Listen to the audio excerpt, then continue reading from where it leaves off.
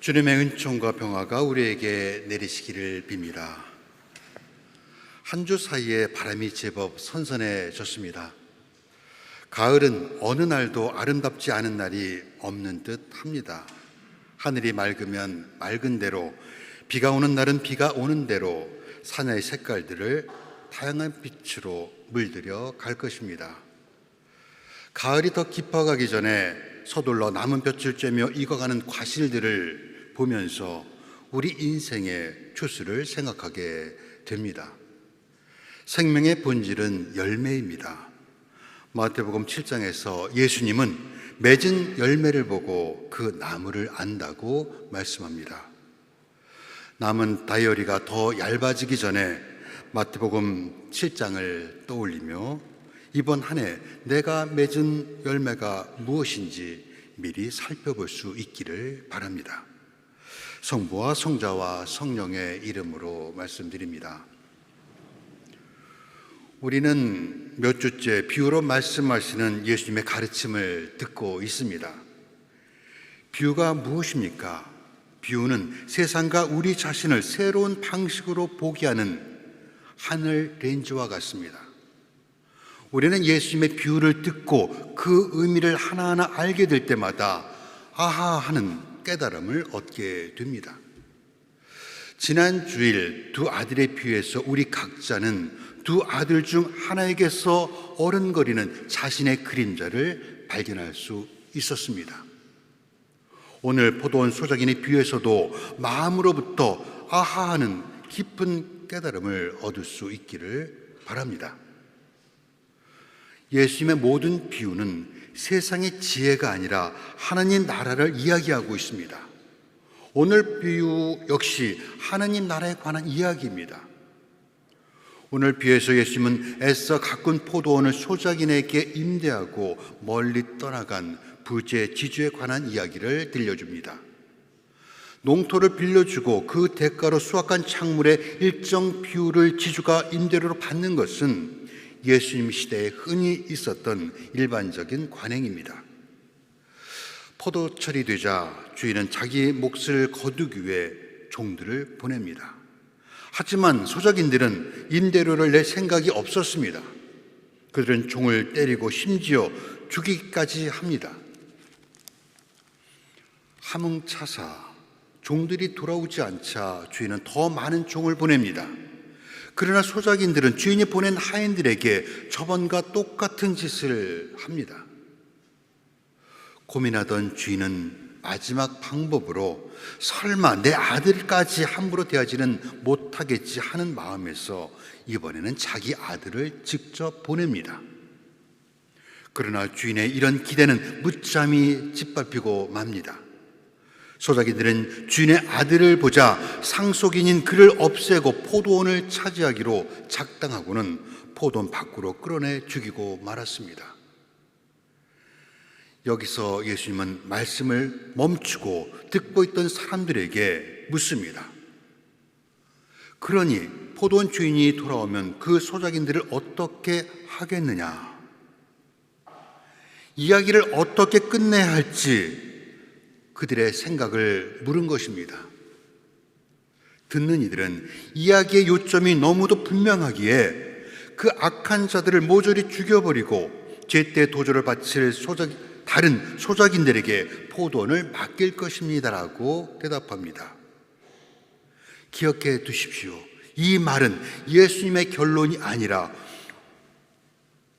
오늘 이야기를 이렇게 끝내야 한다고 듣던 이들이 한 말입니다. 오늘 비유는 전체적으로 거부와 거절에 관한 이야기입니다. 소작인들은 주인에게서 포도원에 필요한 모든 것을 제공받았지만 주인과의 관계를 거부했고 주인이 보낸 종들을 거절했습니다.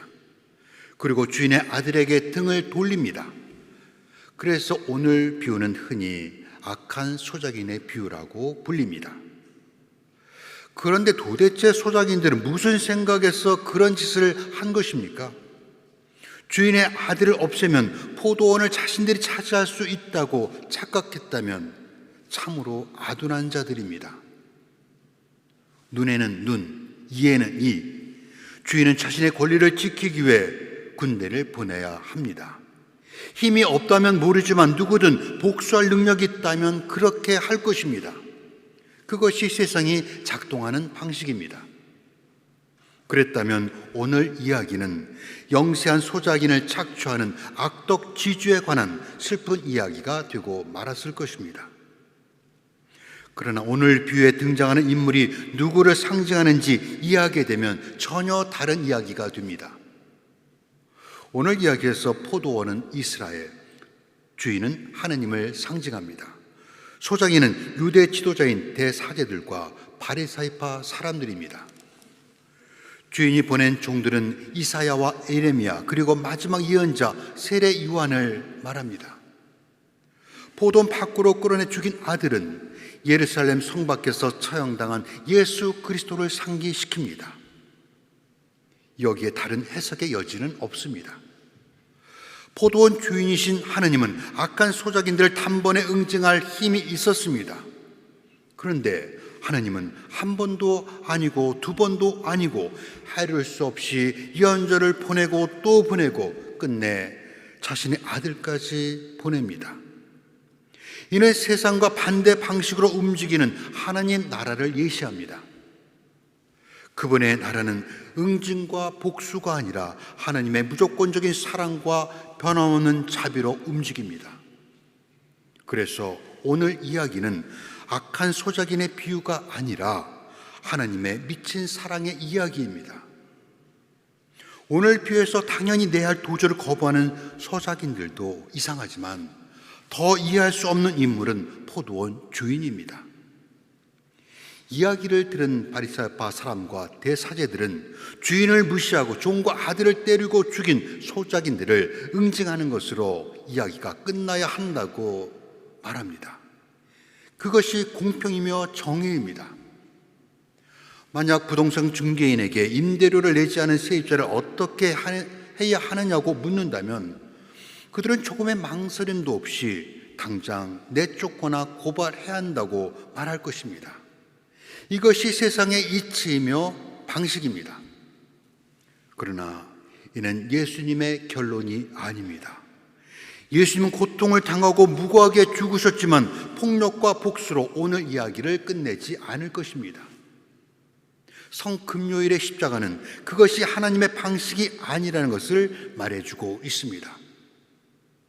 자신의 종을 때리고 죽인 사악한 무리들이 잘못을 돌이킬 것이라는 기대를 버리지 않고 계속해서 예언자를 보내고 또 보내고 마침내 사랑하는 아들마저 십자가에 죽게 하신 그분은 도대체 누구입니까?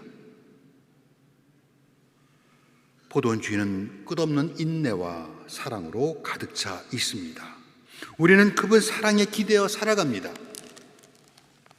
역시나 오늘 예수님의 이야기도 심판이 아니라 희망의 메시지로 끝날 것입니다. 악한 소작인들이 하나님의 포도원을 엉망으로 만들었지만 그분의 관대하심과 자비로 포도는 다시 열리고 포도주가 넘쳐날 것입니다. 예수님은 응징과 복수를 말하는 이들에게 시편 118편에 집 짓는 사람들이 버린 돌이 모퉁이의 머릿돌이 되었다. 주께서 하시는 일이라 우리에게는 놀랍기만 보인다는 말씀을 들려주시고는 너희는 이 말을 읽어본 적이 있느냐 물었습니다. 그들은 비유와 시편의 말씀이 무슨 상관이 있는지 고개를 갸웃거립니다.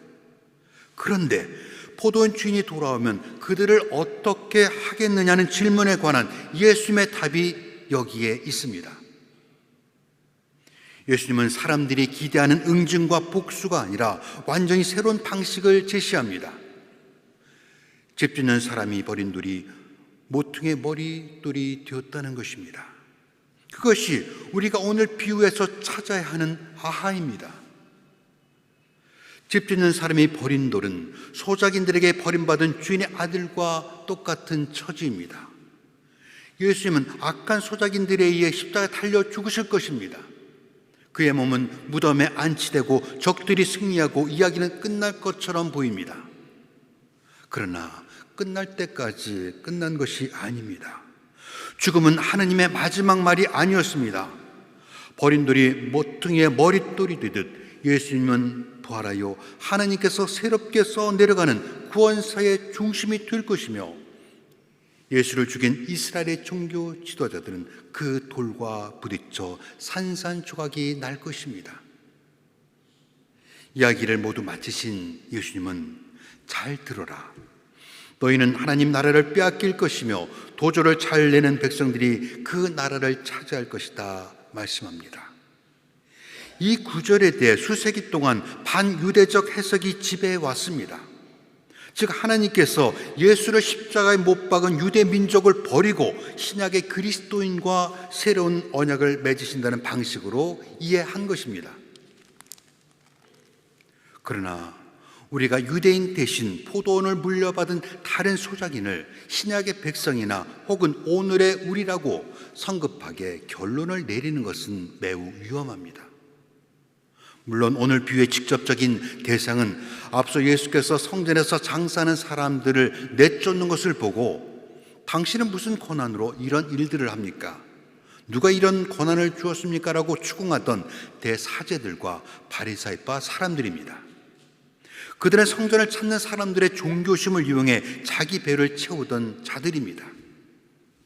그러나 오늘 비유는 단지 그들만의 이야기가 아닙니다. 포도원을 대신 차지했다고 착각하는 우리를 향한 경고이기도 합니다. 우리도 모든 것이 하나님의 선물이라는 것을 잊어버리고 악한 소작이들이 했던 것과 똑같은 행동을 할 때가 있습니다. 그들이 우리이고 우리가 그들입니다. 우리가 그들을 대신해 당연히 포도원을 대신 차지하게 될 것이라는 생각은 근거 없는 자신감일 뿐입니다. 하나님은 누구에게 그 포도원을 주십니까? 하나님은 아브라함의 자손이 아니라 그 누구라도 나는 포도나무여 너희는 가지다 하신 말씀에 응답한 사람들, 곧 선한 열매를 맺을 사람들에게 당신의 포도원을 대신 맡기실 것입니다.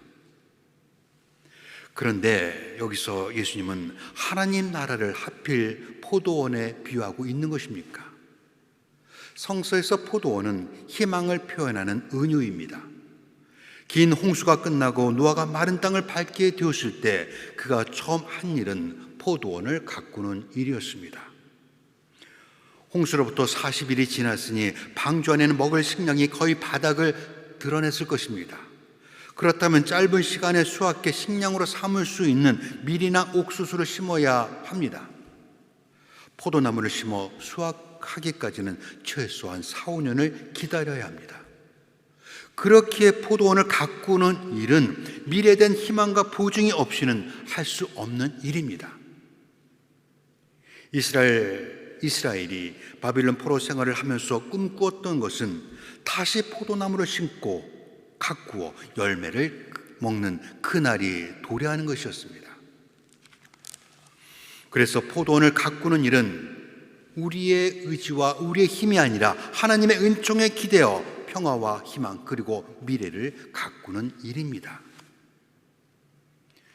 이 세상은 하나님의 포도원입니다. 그래서 오늘 이야기는 하나님이 맡기신 세상이라는 포도원을 제 것인 양 마음대로 다루고 땅과 물, 공기를 남용하는 우리에 관한 이야기이기도 합니다. 우리가 포도원 주인 행세를 하면서 사도 바울로가 갈라디아에서 말하는 사랑과 기쁨, 평화, 인내, 선행, 진실, 온유 그리고 절제와 같은 의의 열매를 맺는 삶을 살지 못한다면 하나님은 우리를 대신할 다른 소작인을 찾으실 것입니다. 하지만 하나님의 이야기는 아직 끝나지 않았습니다.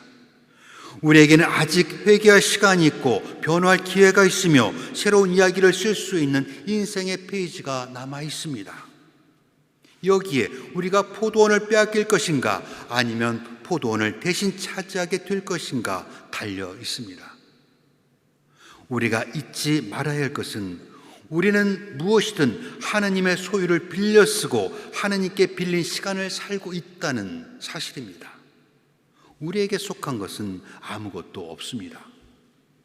교회는 그리고 우리 각자는 지상에 있는 그리스도의 몸입니다.